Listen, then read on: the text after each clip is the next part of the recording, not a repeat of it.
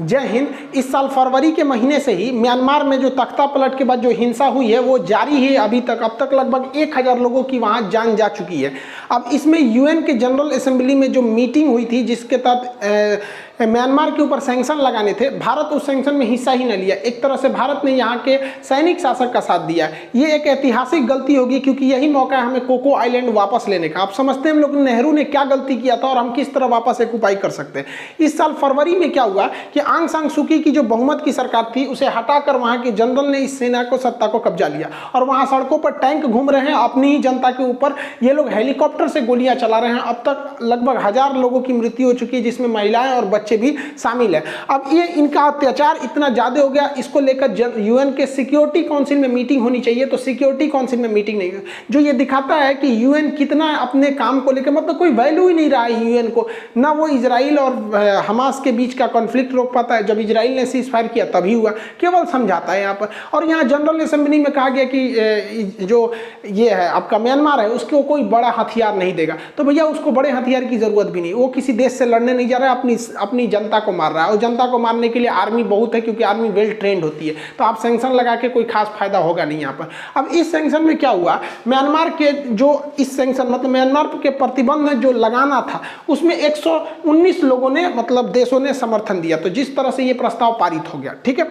लेकिन एक है जो एक देश ने इसका समर्थन नहीं दिया और भारत जैसे 36 देशों ने इसमें एब्सेंट हो गए, भाग ही नहीं लिया। तो भाग नहीं लिए तो एक तरह से म्यांमार के लिए तो ठीक हुआ, चाइना भी इसमें भाग नहीं लिया। तो चाइना को तो समझ में आता है कि ये कम्युनिस्ट देश है, हमेशा सैनिक शासकों को ही साथ देगा। लेकिन भारत यहाँ नहीं गया क्योंकि भारत को लग रहा था कि कहीं अगर हम म्यांमार के खिलाफ जाएंगे तो म्यांमार के पास केवल एक ही ऑप्शन रहेगा, चाइना के पास। ये भारत की गलतफहमी है। चाइना अभी भी म्यांमार चाइना का ही साथ देगा। हम लोग को क्या लगता है, भारत को लगता है कि यहाँ पे हम लोग ने कालादान मल्टी मॉडल प्रोजेक्ट हम पहले वीडियो में समझा दिए हैं, उसको आपको डिस्क्रिप्शन में लिंक देंगे, कालादान का आप देख के समझ जाएंगे। तो ये यहाँ पर हम लोग हाईवे पोर्ट वगैरह बना रहे हैं, इससे कहीं अगर हम म्यांमार के खिलाफ जाते हैं तो ये म्यांमार पूरी तरह से चाइना के फेवर में चला जाएगा। तो भैया यहाँ पर चाइना वैसे भी हम लोग को चाइना के ही फेवर में जाएगा यहाँ पर। दूसरा, भारत को लगता है कि हम वहाँ हथियार बेचते हैं, अगर हम वहाँ के सैनिक शासक का साथ नहीं देते हैं क्योंकि बहुत लंबे समय तक आंग सान सू की अब शासक में आने वाली नहीं है, एक लंबा शासन में,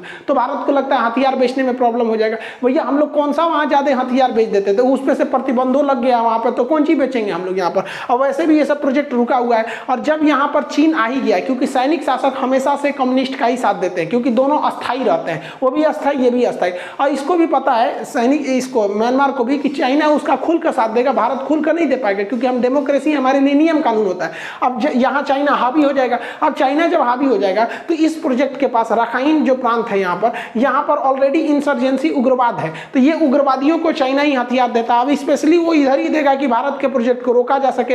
अब ऐसे ही इंद्र कुमार गुजराल के वक्त में हुआ था, यहाँ के सैनिक शासक म्यांमार से भारत के व्यापारियों को मार के भगा दिए थे। हमारा लुक ईस्ट पॉलिसी अटका का अटका रह गया था। देखिए इंसान को हमेशा ना एक मतलब कंफ्यूजन में नहीं रहना चाहिए, एकदम डिसाइड कीजिए कि कौन आपके साथ है और कौन आपका साथ नहीं देगा। यहाँ पर ज्यादा इंटरनेशनल पॉलिटिक्स में इतना दबाव भी झेलना ठीक नहीं रहता है। अब हम लोग को यहाँ पर तो हम लोगों ने सैनिक शासन का साथ दे दिया, अब जितना दिन ये रहेगा भारत के लिए उतना खराब। अगर हमारे लिए 10% अच्छा होता है तो चाइना के लिए 90% अच्छा होगा। लेकिन अगर यहीं पे इस सैनिक शासक को हटा के आंग सान सू की सरकार आ जाती है तो 50% वो चाइना की ओर रहती है, 50% इंडिया की ओर रहती है। तो भैया हम 50% गंवा के 10% में काय को खुश हो रहे हैं यहाँ पे। और यही तो मौका था हमें कोको आइलैंड वापस लेने का। अब कोको आइलैंड समझिए ये सबसे मेन चीज है। 1948 में हम लोग का एक आइलैंड था यहाँ पर अंडमान निकोबार के पास जिसका नाम था कोको आइलैंड। कोकोस मत समझिएगा, इसका नाम है कोको आइलैंड। और अगर कोकोस ले लेंगे तो कोकोस ऑस्ट्रेलिया का है, तो इसमें लास्ट में एस नहीं लगा हुआ है, ये कोको आइलैंड। अब नेहरू जी ने ना यहाँ पर 1948 में इस कोको आइलैंड को म्यांमार को गिफ्ट में दे दिया। देख रहे हैं नेहरू, यहाँ लिखा फोटो खींचना मना है, फोटो खिंचवा रहे हैं यहाँ पे ऐसे ऐसे,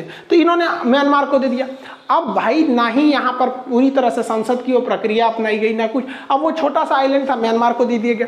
अब म्यांमार का हरामीपन देखिए, वो 90 के दशक में इस कोको आइलैंड को क्या किया उसने, चाइना को दे दिया। अब चाइना इस कोको आइलैंड के पास ना एयर स्ट्रिप बना रहा है, यहाँ देखिए हल्का सा ये एयर स्ट्रिप बनाकर, और सेना यहाँ पर वो लीज पे लिया है, खरीदा नहीं है, भाड़े पे लिया है, लीज पे लिया है। अब आपको ही पता है चाइना लीज पे लेता है, तो चाइना और अमेरिका रूस कोई चीज को लीज पे ले लेंगे तो छुड़वा पाएंगे, नहीं छुड़वा पाते हैं लोग। अब वो यहाँ पे अपना इंफ्रास्ट्रक्चर डेवलप कर रहे हैं नेवी को उतारने के लिए। इसके लिए सबसे बड़ा खतरा देखिए यहाँ पर हम लोग, यहाँ पर है कोको आइलैंड। अब यहाँ से भुवनेश्वर में यहाँ पर भुवनेश्वर के ऊपर उड़ीसा में चांदीपुर है, जहाँ पे हम लोग मिसाइलों का परीक्षण करते हैं। लोग वो आर्मी वगैरह वहाँ पे अपना मिसाइलों का परीक्षण करती है। जस्ट उसके नीचे व्हीलर द्वीप यानी कलाम द्वीप है, वहाँ साइंटिस्ट मिसाइलों का परीक्षण करते हैं। जैसे साइंटिस्ट पहली बार परीक्षण करेंगे तब ना बताएंगे कि सक्सेस है कि नहीं, तब आर्मी को दिया जाएगा, वो ले जाएगी चांदीपुर, वहाँ पे उसका पोखरण वगैरह ले जाएगी, कि पहले ही आर्मी को दे देंगे, लीजिए मारिए, धाए दे मारा से जो कहीं और उड़ जाएगा यहाँ पे। तो साइंटिस्ट ये कलाम द्वीप के पास करते हैं। यहाँ चाइना है, वो यहाँ से रडार के माध्यम से यहाँ नजर रख लेगा। उड़ीसा या आंध्र प्रदेश के पास यहाँ पे नीचे आपका श्रीहरिकोटा द्वीप है, उस श्रीहरिकोटा द्वीप पर यहाँ पर इसरो के लॉन्चिंग स्टेशन है। तो यहाँ से ये बैठे बैठे हमारे इन तीनों चीजों पे नजर रख रहा है। तो एक 1948 की गलती जो हम लोगों ने गिफ्ट दिया था, तो हमें लगा था कि म्यांमार हमारा साथ दे देगा। देखिए इतिहास से सीखिए, इतिहास से हमने यही सीखा है कि इतिहास से हमने कुछ भी नहीं सीखा है। तो हम लोग म्यांमार को खुश करने के लिए दिए, लेकिन म्यांमार में जब सेना आई तो वही सेना इसको भाड़े पे दे दी, किसको, चाइना को। फिर मोदी जी यहाँ गलती कर रहे हैं, उनको लग रहा है कि म्यांमार को हम हल्का सा साथ नहीं देंगे, वोट में एब्सेंट हो जाएंगे तो म्यांमार की सेना हमारा साथ नहीं देगी, कुछ नहीं देगी, यहाँ से जो और बढ़ावा दे देगा। तो बताइए यहाँ से तो हम गई भी किए। इसके अलावा आप देखिए एक और गलती कहाँ से हो रही है कि ये जो है हम लोग का, ये म्यांमार है, ये इंडिया है यहाँ पर, तो ये तो तीन जगह तो नजर रख ही रहा है चाइना यहाँ से। इसके अलावा इस कोको आइलैंड पे से चाइना क्या चाहता है, चाइना का जितना व्यापार होता है वो इस रास्ते से होता है यहाँ पर। तो उसको पता है कि ये जो पतला रास्ता है मलक्का, यहाँ पर अंडमान निकोबार जो इंडिया का है, यहाँ पर वो आराम से धो देगी इसकी नेवी, इंडिया की नेवी इसको, इसलिए वो मलक्का आइलैंड को बाईपास करना चाहता है।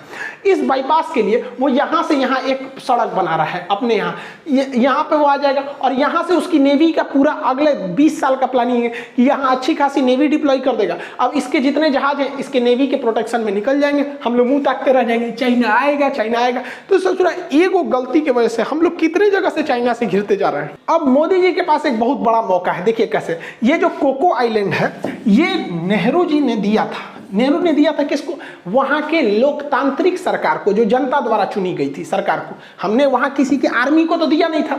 अब 2021 में यहाँ पे आर्मी आ गई है, तो मोदी जी को चाहिए कि भैया वापस रिकैप्चर कर लो। अब ये कहेगा चोट्टा कि काहे किया, तो हमारे पास लीगल है, हमारे पास अच्छा सा एक जवाब देने के लिए उत्तर है कि भैया हम जो ये द्वीप दिए हैं यहाँ की चुनी हुई सरकार को दिए हैं, ना कि किसी आर्मी को दिए हैं। एक काम कीजिए, आप अपना सत्ता सौंप दीजिए आंग सान सू की को, हम वापस ये द्वीप सौंप देंगे। अब इस चोट्टा को जो अपने देश में आदमी को गोली मरवा रहा है वो हमारा क्या साथ देगा, वो द्वीप वापस करेगा, ये ठंडा जाएगा यहाँ पर, ये चुपचाप शांति से बैठ जाएगा। तो यही मौका है यहाँ पर भारत को कि भैया तुम वापस, या तो तुम अपनी सत्ता ले जाओ वापस, आंग सांग किसी को दो, और नहीं दोगे तो हम अपना वापस लेके चल जाएंगे। तो ये यहाँ पर ये चुप बैठ जाएगा, और ये चुप बैठ गया ना तो भारत सरकार को भी यहीं पे मेन मोटो रहना चाहिए हमारा दो ठो। पहला मोटो कि बहाना से कोको आइलैंड ले लो, उसके बाद जब ये चुप हो जाए इस ससुरा का फाइल निपटा दो, क्योंकि जब तक ये रहेगा हमारे लिए लॉन्ग टाइम खतरा रहेगा। रिस्क लेना चाहिए, उड़ा दो साले को एक मिसाइल लगा के यहाँ पर, ये बहुत ज्यादा खतरनाक थोड़ी है। यहाँ पर आपको एग्जाम्पल देते हैं, आप ईरान के ये थे कासिम सुलेमानी, याद है ना, एक साल पहले कासिम सुलेमानी को ये डोनाल्ड ट्रंप ने मिसाइल लगा के उड़वा दिया। अब ईरान उतना पावरफुल देश है, म्यांमार की तुलना में बहुत पावरफुल देश है, उसकी इकोनॉमी, जीडीपी, आर्मी, नेवी हर डेवलप है। क्या कर लिए ये हसन रूहानी, क्या कर लिए, चिल्ला के रह गए, बदला लेंगे, कहाँ बदला लेंगे, उछल गया उपकलवा, जो बाइडन आ गए, अभी लोग अमेरिका के पीछे पीछे लग रहे हैं। हाँ, अब इजराइल इनको धमका रहे हैं, कुछ हुआ, कुछ नहीं हुआ, मार दिया वहाँ पे। दुनिया पूछी कहाँ मारा, तो कर आतंकवाद फैला रहा था।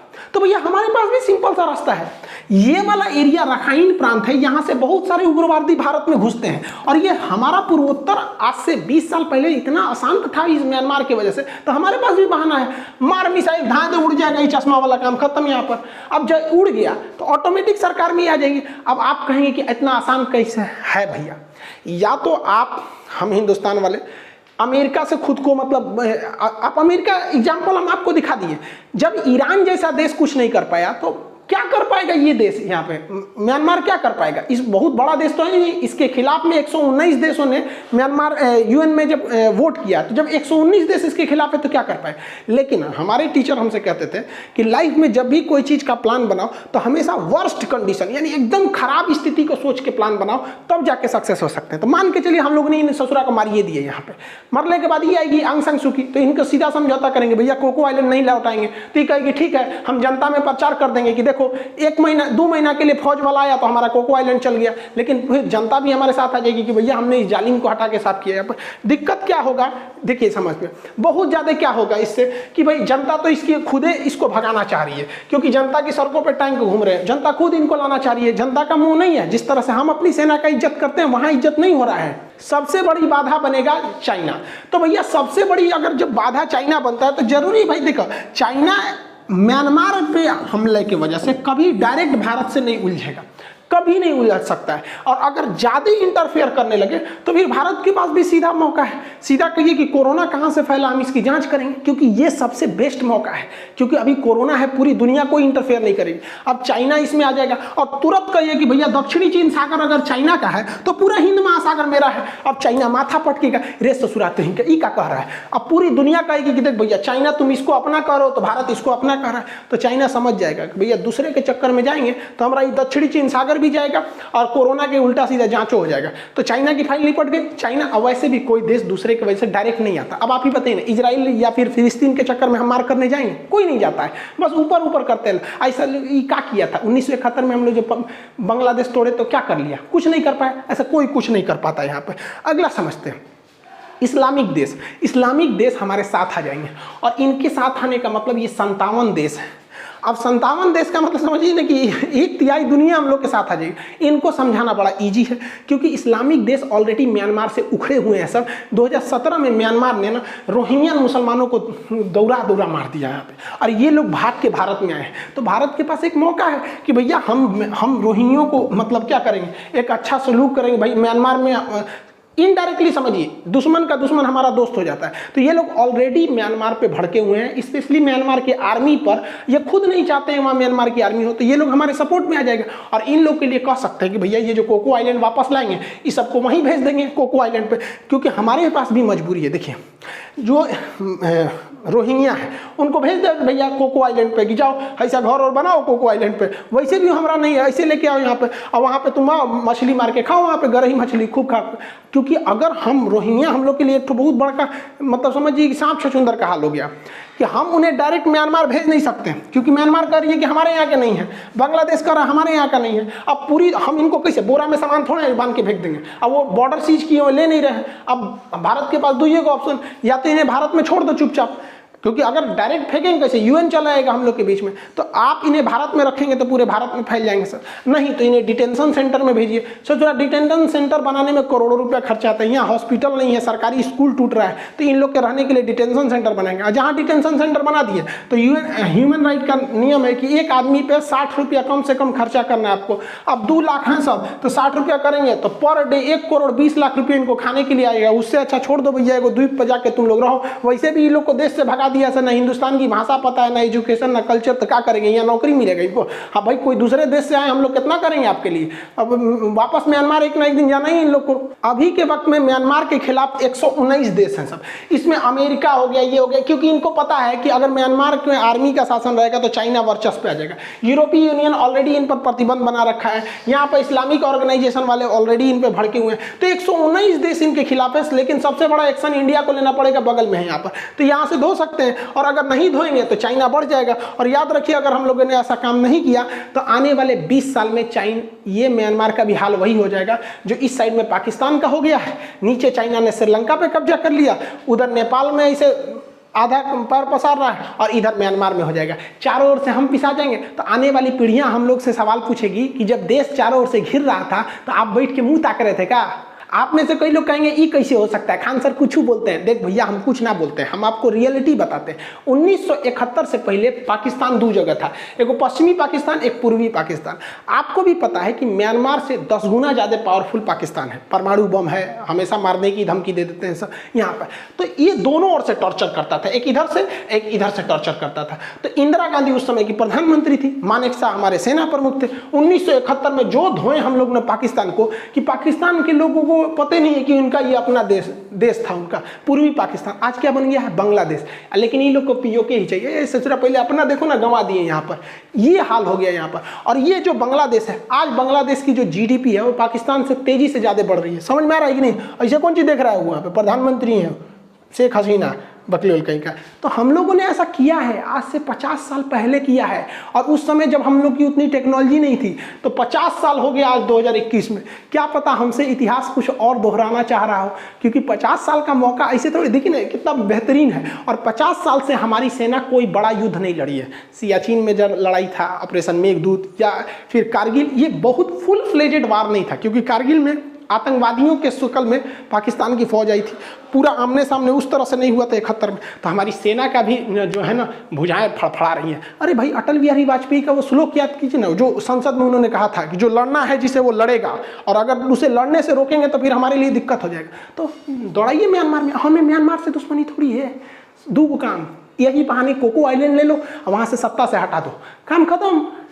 एक बार वहां सेना का शासन खत्म हो गया। अब आंग सान सू की ये इंडिया में पढ़ी है, ये इंडिया के फेवर में करती हैं, तो हमारा सारा प्रोजेक्ट चालू हो जाएगा। हमारे भैया ये टाटा जी का वहाँ ट्रक बिकेगा, टाटा नमक, सब चीज़ टाटा बिकेगा, हमारे अंबानी साहब का जियो बिकेगा, है कि नहीं, अडानी का वहाँ पोर्ट बनेगा, क्योंकि ये सारा चीज़ सेना वाला चाइना को दे देगा, ये हम लोग को देंगे। रामदेव जी का कोरोनिल बिकेगा, क्योंकि इंडिया में तो बिक नहीं रहा है, तो कम से कम वहाँ बिकेगा ना, बना के रख लिए। तो ये हम लोग को इतना लंबा प्रॉफिट होने वाला है। और दूसरा, कोको आइलैंड हम ले लेंगे तो इतना एक सरदर्द तो हटेगा चाइना से।